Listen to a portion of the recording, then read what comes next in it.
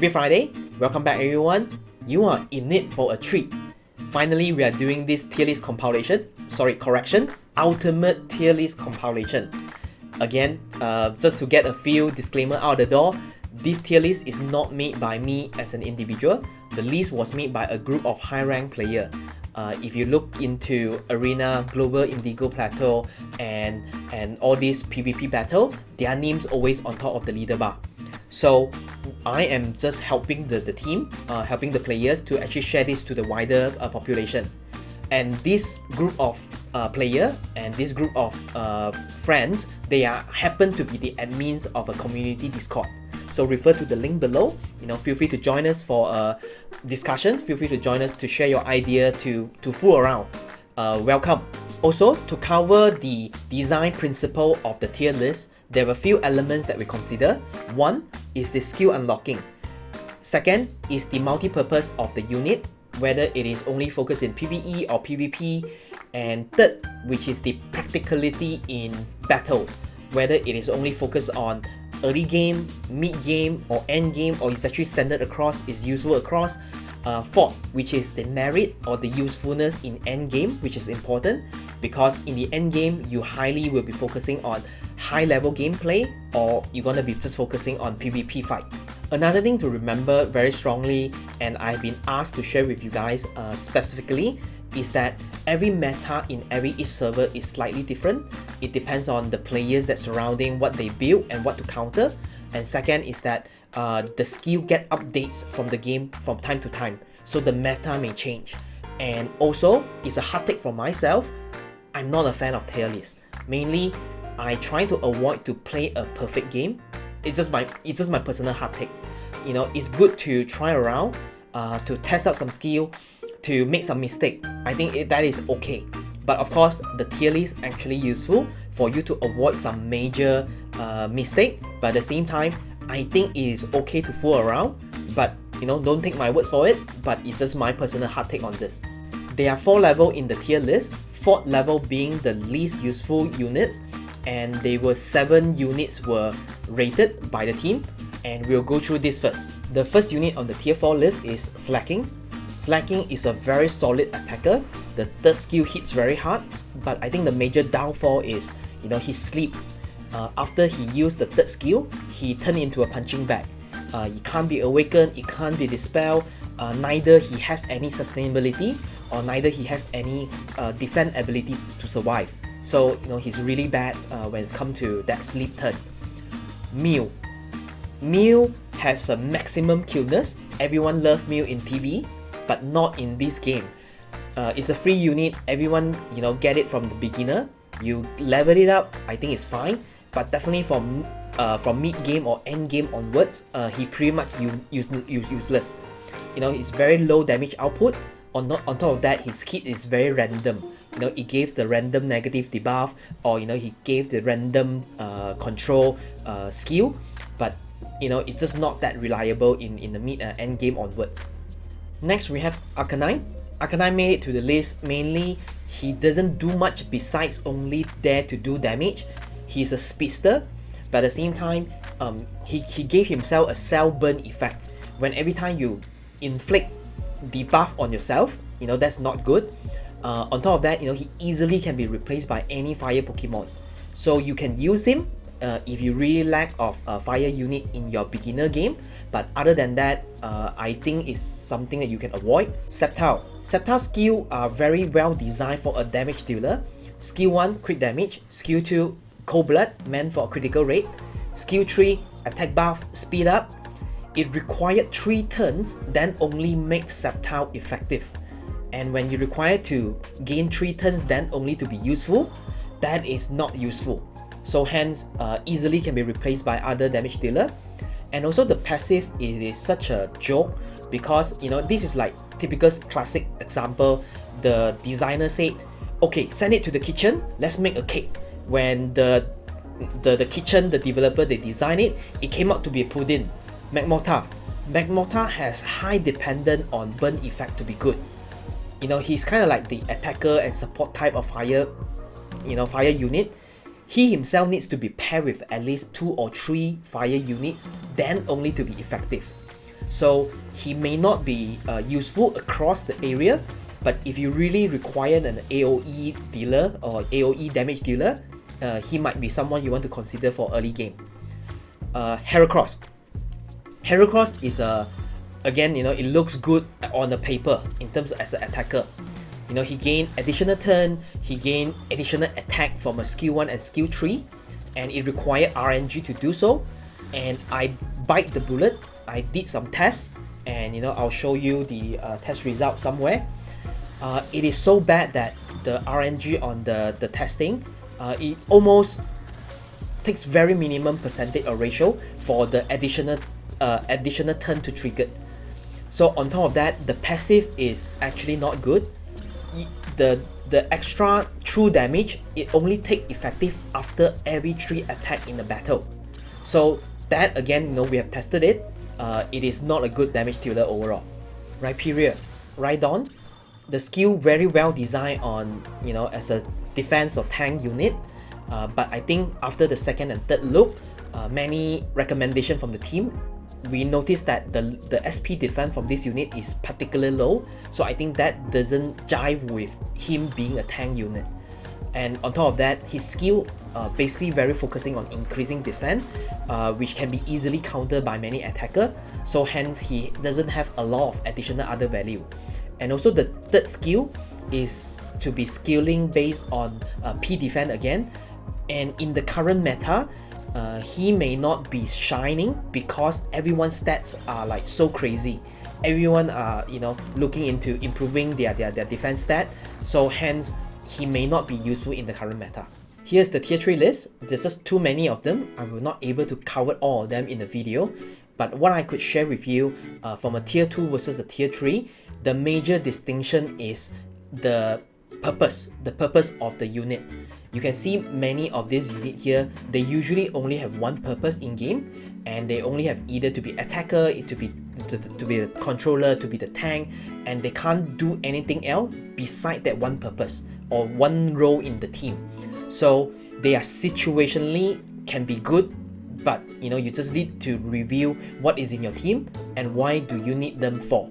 And also their role of all these units can be easily replaced by tier 2 and tier 1. So hence, that is the major distinction from the tier 2 versus the tier 3. Ta-da! We have the tier 2 list. The tier 2, these are the units that very well consistent design in terms of their role. Usually what you can see here when they are being a controller or when being a tank or being an attacker, they usually more than one skill that is consistently designed and very useful for the purpose of their Pokemon unit. So hence, this was being classified and also being evaluated in terms of why they being at tier 2.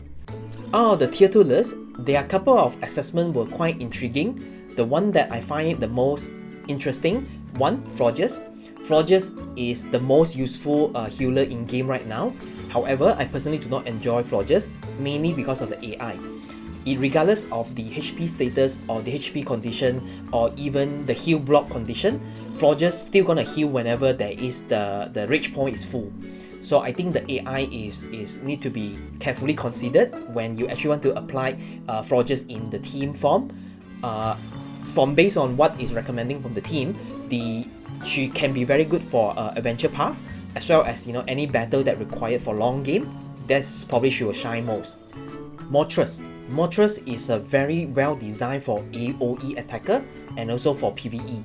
So in order to make Moltres useful, she must be unlocking the effect boost because it has this additional 10% of crit damage to all ally. I think that's very useful.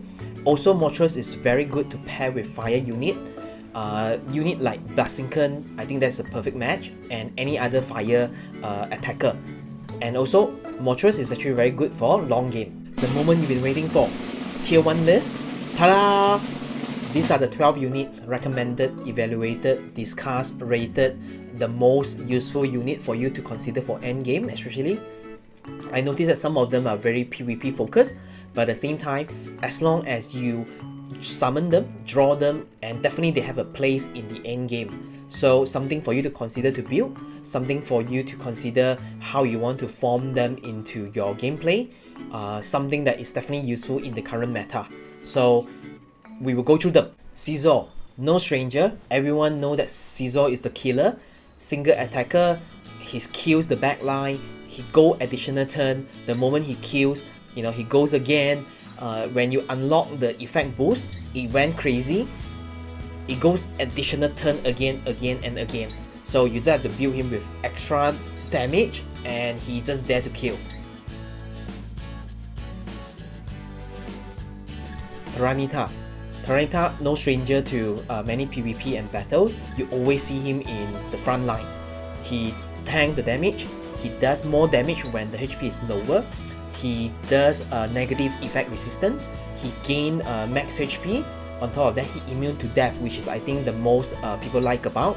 Also, put him into the front line. He's just gonna do all the magic. He will just shine very well.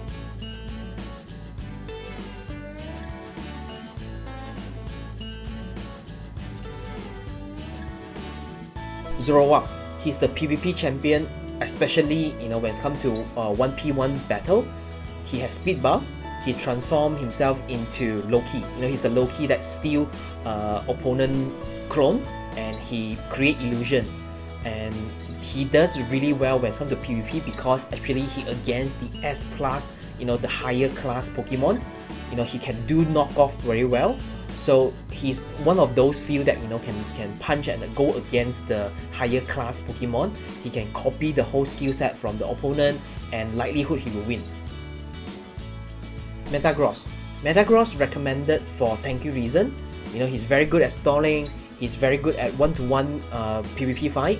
On top of that, he reduced cooldown from his first skill, and which means that from his second skill, he can do this taunting and provoke the backline, and on top of that, it increase the defense. So that is actually a very consistent skill in terms of doing provoking and increasing defense, and he relied a lot on this energy point. And the energy point does a lot of, again, damage reduction, recover the rage, and also immune to ultimate skill. On top of that, the team actually recommended Metagross for the early game if you have to counter Scizor, because there's many players out there that will build their Scizor just to carry the whole team. So this is where it's a counter play using Metagross to against Scizor. So on top of that, the effect boost. The effect boost, when it's fully unlocked, it can actually ulti every 2 turns. I think that is where he shines the most and he's actually making his magic. Magnezone is kind of classified as a support with a little bit attack power. Unique about him is that self-explosion. When the self-explosion is being done, it has this stun effect. And on top of that, he's an AoE damage dealer. He has a little bit of damage immunity. And he shines a lot when the effect boost is unlocked. So it increases the self-explosion damage. On top of that, it's stunned when the self-explosion is being exploded. So I think that is where his support kits comes in.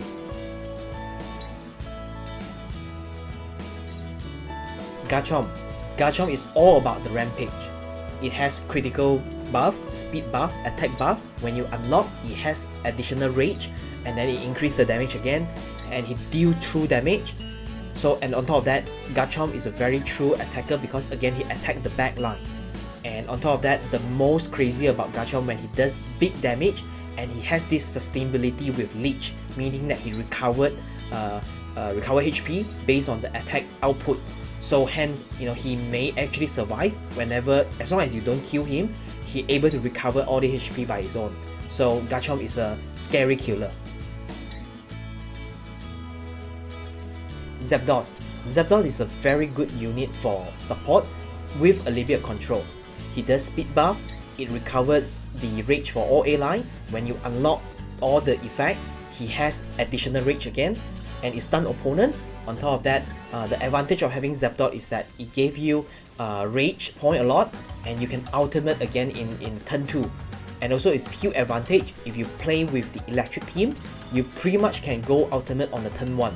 So the condition is that you need to have a little bit of speed, and Zapdos is very good when you pair it with the electric team because of this electrified buff. So you pair with Raikou or any electric unit that required with a little bit electrified effect, and Zapdos will gonna shine a lot.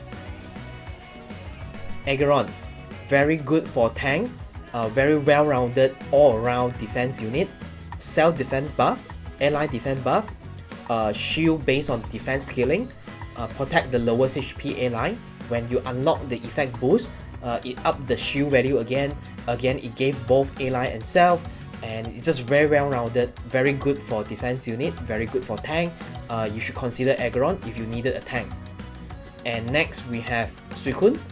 Do I really need to explain Suicune? Just build him up. Salamence. Salamence is a true damage dealer. He does big damage. On top of that, he has these tier effects and attack buff. When he his effect boost, or his unlock of the effect, he has additional percent of the tier damage converted into HP, and also he recovers HP. So he has a little bit of sustainability kits. The one thing that the team recommend use Salamence is that when you have to against opponent that require a lot of healing, then when they use, for example, Ho-Oh Feather to heal.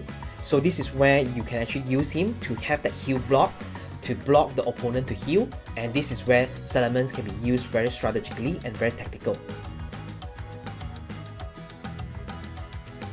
Kyogano, one of my favorite unit, the master of defense and the master of freeze. Put it on the front line, he usually he tanks like a magic, and on top of that it reflects negative effect to the attacker. On top of that, when the effect boost is being unlocked, again he up defend, and also he reduce the incoming damage. So he's a fantastic, wonderful unit that you should really build him up.